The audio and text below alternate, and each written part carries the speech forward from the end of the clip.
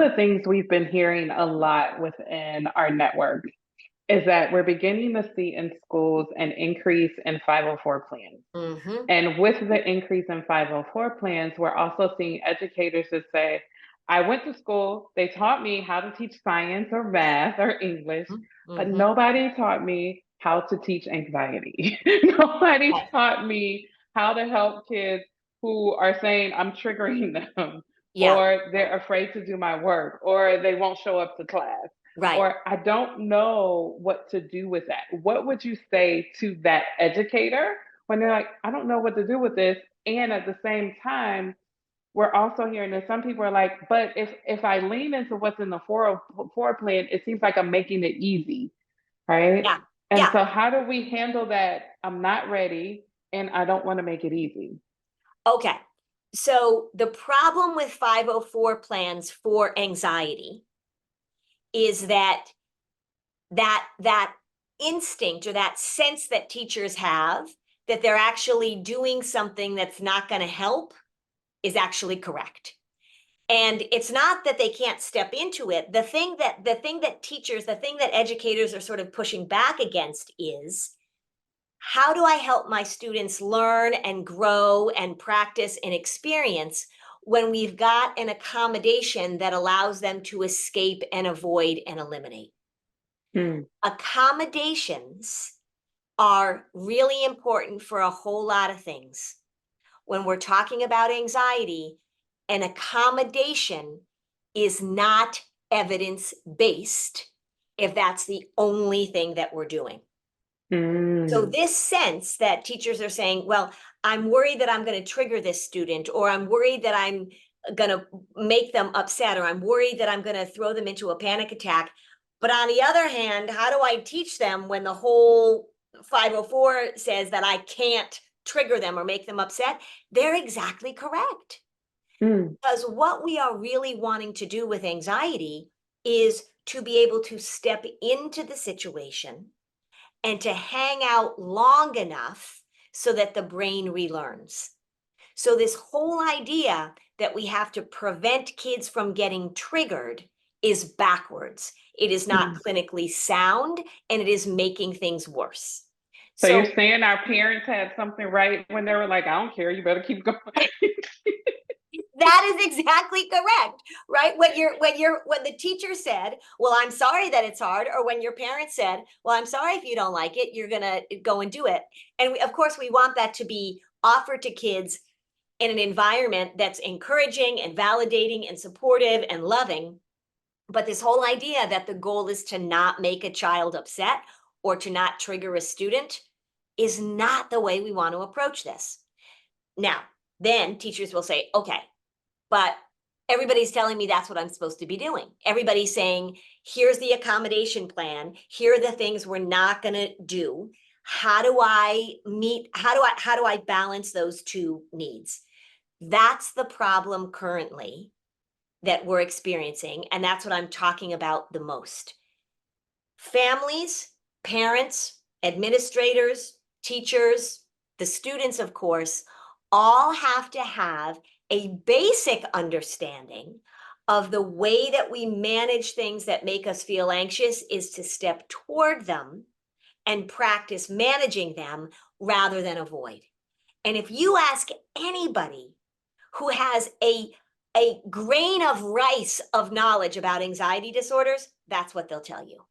And yet, what we're hearing over and over and over again is that we have to make sure that they feel calm, that they feel comfortable. I was just reading something on a website the other day that was saying, in order for a child to deal with their anxiety in school, we have to offer security and we have to give them plans and we have to make sure that they feel comfortable all the time.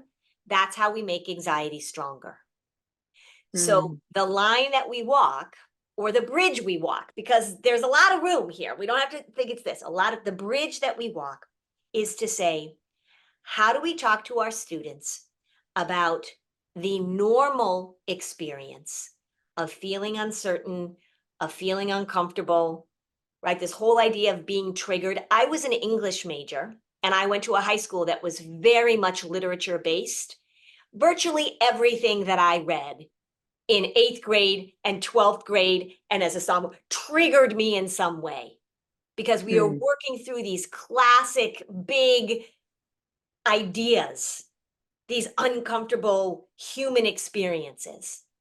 So when we talk to kids about their ability to step in, the ability to feel uncomfortable, the ability to not know exactly what's going to happen, the ability to tolerate when they don't understand something, when something feels really difficult.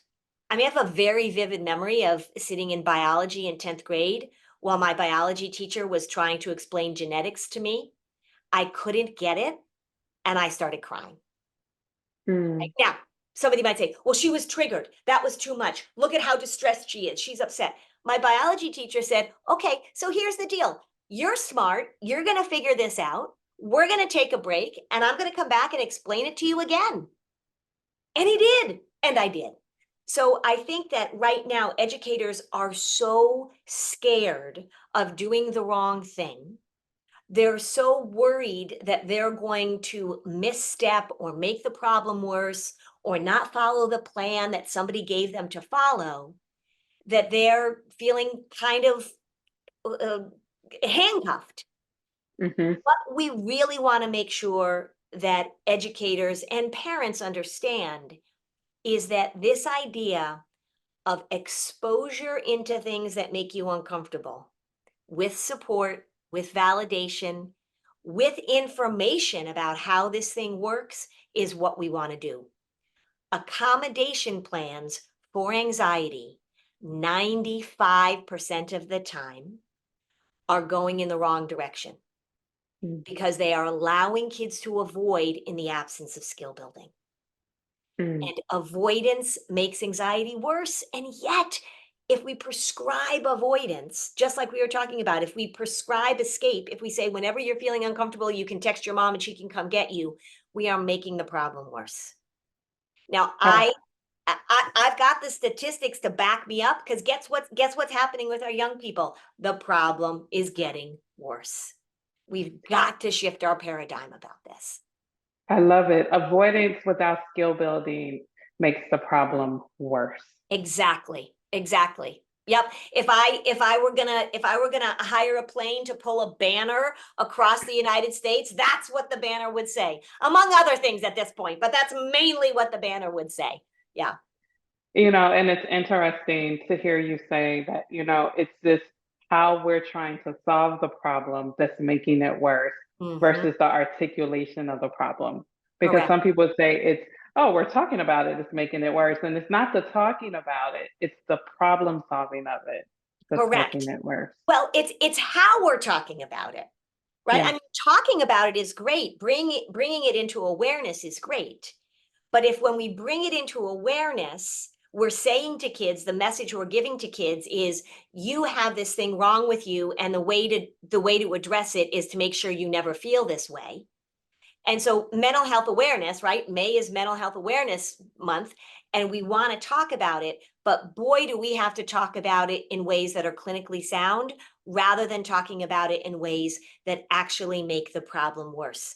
This is not a new problem. There are plenty of wonderful, well, let me see. There are plenty wonderfully conceived plans over time that were sort of like, let's talk to kids about this. And then they do the research on it 10 years later, and they're like, didn't really do what we wanted it to do. And when we're talking about stranger danger, for example, is a good example of that. When we're talking about kids, particularly with anxiety and depression, it is so important that they are getting accurate information about how this thing works, how it gets worse, and how it gets better. And Mm. unfortunately, I see a lot of information. Again, well meaning people, increase awareness, let's talk about it. I hear a lot of information that actually supports the opposite of what I want to do clinically.